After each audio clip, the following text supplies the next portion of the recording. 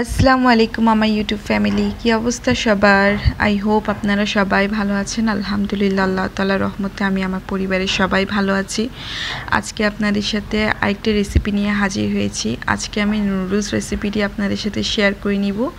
রোজার মাসে ইফতারে আজকে ইনশাল্লাহ নুডলস রেসিপিটি আপনাদের সাথে শেয়ার করে নিব। প্রতিদিন তো চানা বুট, বেগুনি, পেঁয়াজু, চপ এগুলো খাওয়া হয়। আজকে চিন্তা করলাম যে নুডলসটা খাবো, যে কারণে দুইটা কোকোলা নুডলস আমি নিয়েছি বানানোর জন্য। আর এখন চলেন আপনাদের সাথে রেসিপিটি শেয়ার করে নিই। আচ্ছা, এখানে আমি প্রথমে পানি গরম করে নিয়েছি। এই গরম পানিটার মধ্যে আমি তেল আর লবণটা ইউজ করেছি। আর এরপর আমি এখানে 2 প্যাকেট কোকোলা নুডলস ইউজ করে নিয়েছি। হাফ কুক হয়ে যাওয়ার পর আমি এই কোকোলা নুডলসগুলো চুলা থেকে নামিয়ে নিয়েছি। আর এর মধ্যে আমি ডেকচিটা একটু পানি দিয়ে ধুয়ে নিচ্ছিলাম। আর সেই সাথে কোকোলা নুডলসের মধ্যেও ঠান্ডা পানি দিয়ে দিচ্ছিলাম। এতে করে কোকোলা নুডলসের মধ্যে আঠা আঠা ভাবটা চলে যাবে, গিয়ে একটার সাথে একটা লেগে থাকবে না ঠান্ডা পানি দিয়ে ধুয়ে নিলে। আচ্ছা, এখানে যেহেতু তেলটা প্রথমে ইউজ করা হয়েছে, এতেও একটা সুবিধা আছে যে একটার সাথে একটা নুডলস লেগে থাকবে না। আগে আমার হাতে কোকোলা নুডলস একদমও হতো না, ভেত্তা ভেত্তা হয়ে যেত। এখন যে হাফ কুক অবস্থায় চুলা থেকে নামিয়ে নিই, এতে করে কোকোলা নুডলসটা ঝরঝরা হয় আর খুবই সুন্দর হয়, মজাও হয় অনেক। আচ্ছা, এখন আমি কোকোলা নুডলসটা রান্না করে নিব। যে কারণে প্রথমে আমি চুলার কড়াইয়ের মধ্যে কুচি করা রসুনটা ইউজ করছি। এই কুচি করা রসুনটা যখন বাদামি রঙের হয়ে যাবে, এরপর আমি একটা ভেজিটেবলস এখানে মিক্স করে নিব। তো নুডলসে যদি আপনি আমার এই রেসিপিটি ফলো করেন, তাহলে সবার প্রথমে আপনাকে ইউজ করতে হবে রসুন কুচি। এই রসুন কুচিটা যখন একদম বাদামি রং হয়ে আসবে, পুরো কিচেনের খুশবু অন্যরকম হয়ে যাবে। ট্রাস্ট মি, একবার ট্রাই করে দেখতে পারেন। এরপর আমি এখানে পেঁয়াজ কুচি আর পেঁয়াজ পাতা দিয়ে দিয়েছি। এই সব কাটিংগুলো কিন্তু আমার হাজব্যান্ড আমাকে হেল্প করেছে কাটিংগুলো করতে। তিনি আমাকে অনেক হেল্প করেন আলহামদুলিল্লাহ। তো যে কারণে উনি আমাকে কাটিং করার মধ্যে হেল্প করেছেন, সে কারণে আপনাদের সাথেও শেয়ার করে নিচ্ছি যে এই ভেজিটেবলসগুলো সব কিছু আমার হাজব্যান্ড আমাকে কেটে দিয়েছে। আচ্ছা, এখানে আমি এরপর দিয়ে দিয়েছি গাজর কুচি। এখন আমি ক্যাপসিকাম কুচি, বাঁধাকপি কুচি, টমেটো কুচিটা ইউজ করব। আর এগুলো আমি হালকা একটু লবণ দিয়ে ভালো করে ভেজে নিব।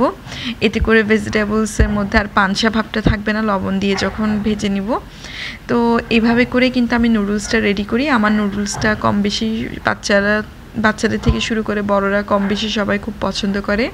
অ্যান্ড আমিও যখন নুডলস বানাই খুব মনোযোগ সহকারে একদম রেস্টুরেন্ট স্টাইলে বানানোর চেষ্টা করি।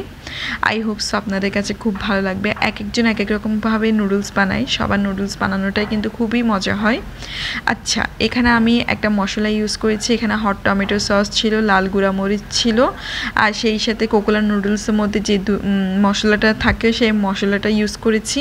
তিনটা মিক্সিং করবার পর এরপর আমি এই ইনগ্রেডিয়েন্টসটা ভেজিটেবলসের মধ্যে দিয়ে দিয়েছি। আর সেই সাথে আমি ধনিয়া পাতাটাও ইউজ করে নিয়েছি। প্রথমেই আমরা তো তরকারি রান্নার পর ধনিয়া পাতাটা ইউজ করি, বাট নুডলসের ক্ষেত্রে একদম আলাদা। আমি নুডলসের ক্ষেত্রে ধনিয়া পাতাটা ভেজিটেবলস যখন কুক করি তখনই দিয়ে দিই। এতে করে একটা বেস্ট একটা স্মেল আসে, একটা ফ্লেভার পাওয়া যায়।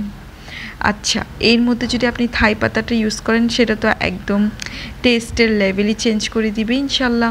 তো আমার ঘরে থাই পাতাটা ছিল না, সেই কারণে আমি এই থাই পাতাটা এখানে ইউজ করিনি। ইনশাল্লাহ নেক্সট টাইম যদি থাই পাতা থাকে অবশ্যই আমি নুডলসে ইউজ করবো, আর আপনাদের সাথে অবশ্যই রেসিপিটি শেয়ার করে নিব।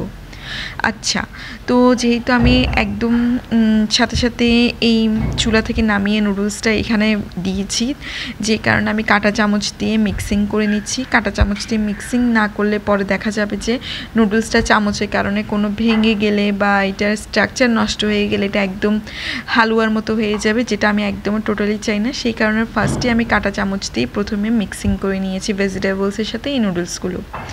আচ্ছা, তো আমার নুডলস বানানো শেষ, আমার নুডলস কুক করা শেষ। এখন আমি এটা সার্ভিং ডিশের মধ্যে নিয়ে নিচ্ছি। আর একটু পরে আজান দিবে, যে কারণে প্লেটারের মধ্যে আমি কিন্তু নুডলসটা প্রথমে নিয়ে সাজিয়ে নিয়েছি। তো দেখেন, এখানে আমি একটু ক্যাপসিকাম ডেকোরেশনের জন্য নিয়ে নিয়েছি। আর সেই সাথে বয়েল করা এগ আমি প্রথমে কিন্তু কুচি করে রেখেছিলাম, যেটা আমি নুডলসের মধ্যে লাস্টে ইউজ করেছি। আই হোপ সো আপনাদের কাছে আমার রেসিপিটি ভালো লাগবে। ভালো লেগে থাকলে অবশ্যই চ্যানেলটাকে সাবস্ক্রাইব করে দিবেন, আমার পাশে থাকবেন। আর আগের ব্লগসগুলো একটু দেখে নেবেন, ব্লগসগুলো কিন্তু খুবই সুন্দর হয়েছে। আই হোপ সো আপনাদের কাছে অনেক ভালো লাগবে। দেখতে নুডলসটা অনেক সুন্দর লাগছে, সেই সাথে একটু পুদিনা পাতাও মিক্সিং করা হয়েছে। যেহেতু রমজান মাস ইফতার করব, সেই কারণে এখানে পুদিনা পাতাটাও মিক্স করেছি। আমরা আবার ইফতারের সময় পুদিনা পাতা না খেলে হয় না। এখানে দেখেন ইফতারের পরে চা খাবো। আমরা বাঙালিরা তো আবার ইফতারের পর চাটা খুব বেশি পছন্দ করি। আমার হাজব্যান্ড তো একদম ইফতারের পর তাকে চাটা একদম রেডি করে দেওয়া লাগে। সেই কারণে আজকে চার এই ব্লগটা আপনাদের সাথে শেয়ার করে নিচ্ছি। আচ্ছা, এখানে আমি এক বড় চামচে 1 চামচ পরিমাণ চা পাতা দিয়েছি, যে কারণে লিকারটা অনেক ঘন হয়েছিল। আর সেই সাথে চাটাও অনেক মজা হয়েছিল। মনে হয় ব্লগিং করতেছি, সেই কারণে আজকে চাটা অনেক পারফেক্ট হয়েছে।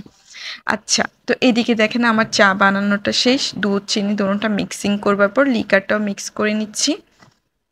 এভাবে করে আমার চা বানানোটাও হয়ে গিয়েছে। আই হোপ সো আজকে আমাদের ভ্লগটা আপনাদের কাছে ভালো লেগেছে। ভালো লেগে থাকলে অবশ্যই চ্যানেলটাকে সাবস্ক্রাইব করে দিবেন। আর চ্যানেলে নিউ হয়ে থাকলে অবশ্যই সাবস্ক্রাইব করে আমার ভিডিওতে লাইক করে একটা কমেন্ট করে দিবেন। আই হোপ আপনাদের কাছে আমাদের ভ্লগটা অনেক অনেক ভালো লেগেছে। ইনশাআল্লাহ নেক্সট টাইম আরেকটা নিউ ভ্লগ নিয়ে আপনাদের মাঝে হাজির হব।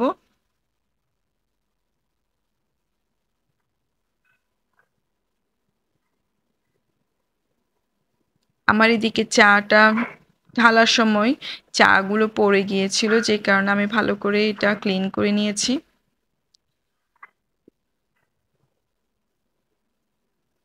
আজকের মতো ভ্লগ এতটুকুই। সবাই ভালো থাকবেন, সুস্থ থাকবেন, আমাদের জন্য দোয়া করবেন। আপনারাও ভালো থাকবেন। আল্লাহ হাফেজ।